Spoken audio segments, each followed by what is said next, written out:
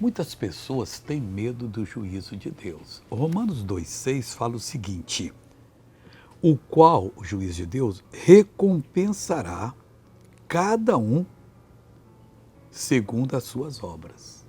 Então é só não fazer nada errado. É andar pela lei da consciência na palavra. O que a palavra de Deus diz é a melhor coisa. Mas se você não está entendendo bem, eu não tenho a revelação de Deus. O que você gostaria que fizesse com você naquele assunto? Porque se você vai prejudicar alguém, você não gostaria de ser prejudicado. Claro que Deus não vai aprovar isso. Então você já tem uma direção do que deve fazer.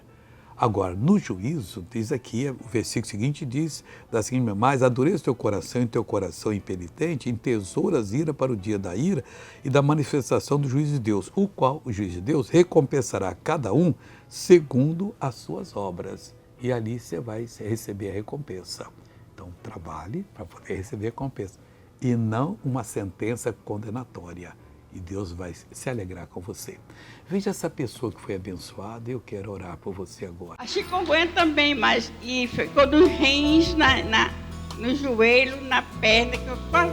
Quanto tempo ficou esse mal aí? Mais de 2 anos. Mais de 2 anos. Jesus libertou a senhora hoje. Agora vamos orar? Pai, em nome de Jesus de Nazaré, eu venho pedir a bênção para essa pessoa. Eu não sei o que ela sofre, mas eu sei o que o Senhor tem para ela. E o Senhor tem muita bênção para dar a ela.